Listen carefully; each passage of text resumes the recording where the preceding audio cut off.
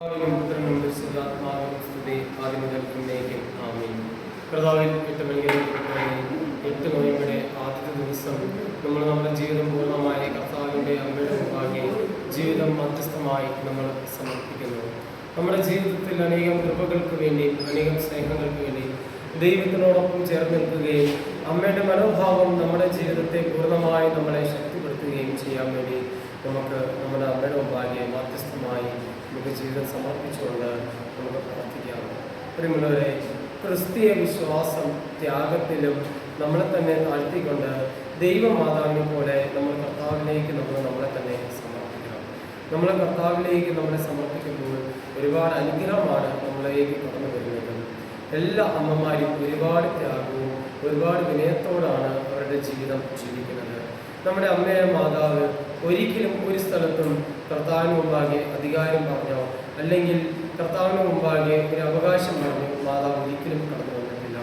മാതാവിൻ്റെ ജീവിതത്തിൽ രണ്ട് വേണമെങ്കിൽ ഉദാഹരണം നമുക്ക് കാണാം.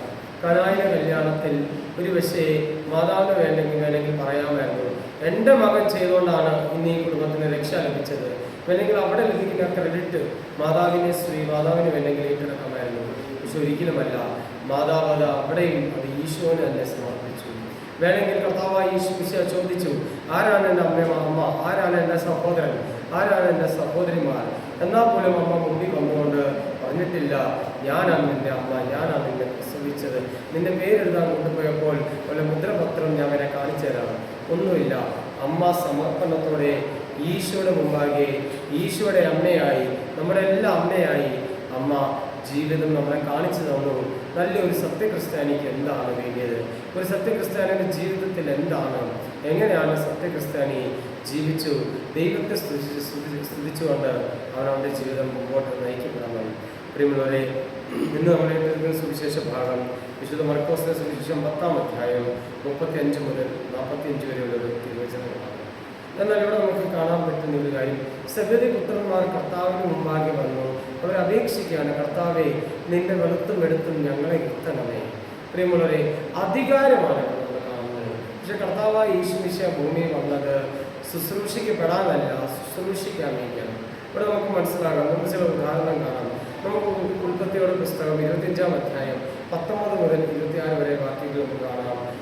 യാക്കോബ് ഏസാവയുടെ ജന്മാധികാരത്തെ ഏറ്റെടുക്കുന്നു, തട്ടിയെടുക്കുന്നു, അവനെ വഞ്ചിക്കുന്നു, അവനെ ചതിക്കുന്നു. നമുക്ക് കാണാം അധികാരത്തിന് വേണ്ടി വഞ്ചന കടന്നു. എന്നാൽ അതേ സമയത്ത് നമുക്ക് കാണാം വിശുദ്ധ മത്തായിയുടെ സുവിശേഷത്തിൽ 21-ാം അധ്യായം 33 മുതൽ 43 വരെ തിരുവചനത്തിൽ നമുക്ക് കാണാൻ സാധിക്കുന്ന ഒരു മനുഷ്യന് ഒരു മുന്തിരിത്തോട്ടം ഉണ്ടായിരുന്നു. മുന്തിരിത്തോട്ടത്തിൽ നിന്ന് ഫലം ലഭിക്കുന്ന സമയമായപ്പോൾ അതേ സമയത്ത് അവൻ തന്നെ സേവകനെ അവരെ അയച്ചപ്പോൾ ഈ മുന്തിരിത്തോട്ടത്തിൽ ശുശ്രൂഷ ചെയ്ത വ്യക്തികൾ അവനെ അടിച്ചു പുറത്താക്കുകയും, എന്നാൽ അതേ സമയത്ത് അവൻ അവൻ്റെ മകനെ അയക്കുമ്പോൾ ഇവരവനെ കൊന്നു കളയുകയും ചെയ്യുന്നു. പ്രിയമുള്ളവരെ, അധികാരം കയ്യിലാക്കാൻ വേണ്ടി കൊലപാതകം നടത്തുന്നു വചനത്തിൽ. എന്നാൽ അതേ സമയത്ത് നമ്മൾ വീണ്ടും ഒരു കൊലപാതകം നമുക്ക് കാണാം. പാപം ചെയ്തുകൊണ്ട് പാപത്തെ മറച്ചു വയ്ക്കാൻ വേണ്ടി മറ്റൊരു കൊലപാതകം നമുക്ക് കാണാൻ സാധിക്കും. 2 ശമൂവേൽ പുസ്തകം 11-ാം അധ്യായം 17-ാം വാക്യത്തിൽ നമുക്ക് കാണാം. ദാവീദ് രാജാവ് ബേർശേബയുടെ ഭർത്താവ് ഊരിയായെ കൊലപ്പെടുത്തുന്നു. അധികാരത്തിന് വേണ്ടി മനുഷ്യൻ മനുഷ്യത്വത്തെ ഇല്ലാതാക്കുന്നു. അധികാരത്തിന് വേണ്ടി മനുഷ്യൻ മൃഗങ്ങളെ പോലെ പെരുമാറാൻ തുടങ്ങി. സ്നേഹത്തിന് വിലയില്ല, സ്നേഹം പ്രകടമാക്കുന്നില്ല. എല്ലാ മനുഷ്യനും ക്രിസ്തുവിൽ നിന്ന് അകന്നു പോകുന്നു. പ്രിയമുള്ളവരെ, പക്ഷേ അമ്മ മാതാവ് നമുക്ക് മനസ്സിലാക്കാൻ സാധിക്കും. 38-ാം വാക്യത്തിൽ നമ്മൾ കൃത്യമായിട്ട് കാണുന്നൊരു വാക്യമാണ്, നിങ്ങൾക്ക് ആവശ്യപ്പെട്ടത് എന്താണെന്ന് നിങ്ങൾ അറിയുന്നില്ല, അവരാവശ്യപ്പെടുന്നത് എന്താണെന്ന് അവർ അറിയുന്നില്ല. എന്നാൽ ഗബ്രിയേൽ മാലാഖ ദൈവമാതാവിൻ്റെ മുമ്പാകെ വന്ന് പറഞ്ഞപ്പോൾ ദൈവമാതാവ് പൂർണ്ണമായി സമർപ്പിച്ചു. ഇതാ ഞാൻ കർത്താവിൻ്റെ ദാസി, അവിടുത്തെ യുദ്ധം ഇനി നിറവേറട്ടെ. ദൈവമാതാവ് പൂർണ്ണമായി സമ്മതം കൊടുക്കുകയാണ് കർത്താവിൻ്റെ അമ്മയാകാൻ വേണ്ടി, കർത്താവ് ഈ ലോകത്തിലേക്ക് കടന്നു വരാൻ വേണ്ടി അനേകം വ്യക്തി സുവിശേഷം സ്വീകരിച്ചുകൊണ്ട്, സത്യവഴി സ്വീകരിച്ചുകൊണ്ട് സത്യത്തിൻ്റെ പാതയിൽ നടക്കാൻ വേണ്ടി അനേകം വ്യക്തികളെയും മുന്നോട്ട് കടന്നു വരാൻ വേണ്ടി ദൈവമാതാവ് തന്നെ സമർപ്പിക്കുന്നു. അതിനുശേഷം നമുക്ക് കാണാം, ഇനി മുതൽ സകല തലമുറയും നിന്നെ ഭാഗ്യവതി എന്ന് പ്രകടിപ്പിക്കണം. എന്താണ് ഭാഗ്യവതി? അതായത് ദൈവമാതാവ് ഭാഗ്യവതിയായ പോലെ നമ്മൾ ഭൂമിയിലായിരിക്കുന്ന ഓരോ വ്യക്തിയും ഭാഗ്യവാൻ ഭാഗ്യവതിയാകണം. നമ്മളെല്ലാവരും അനുഗ്രഹം പ്രാർത്ഥിക്കണം. അനുഗ്രഹത്തിലൂടെയാണ് നമ്മൾ കടന്നു പോകുന്നത്. എല്ലാ വിശുദ്ധന്മാരും നമ്മുടെ മുമ്പിൽ കാണിച്ചു തന്നു കർത്താവിലേക്കുള്ള വഴി സത്യത്തിൻ്റെ വഴിയാണ്. നമുക്കും കർത്താവിനെ നമ്മുടെ ജീവനായി പ്രാണനായി നമുക്ക് സ്വീകരിക്കാം. കർത്താവിൻ്റെ ജീവിതത്തിൽ നമ്മൾ ത്യാഗങ്ങൾ ഏറ്റെടുത്താൽ നമുക്ക് കർത്താവിൻ്റെ തിരു ശരീരവും തിരു രക്തവും കർത്താവിൻ്റെ ജീവിതത്തിൽ നമുക്കും പങ്കുചേരാം. ദൈവത്തിൻ്റെ സ്നേഹത്തോടൊപ്പം നമുക്ക് ജീവിക്കാം.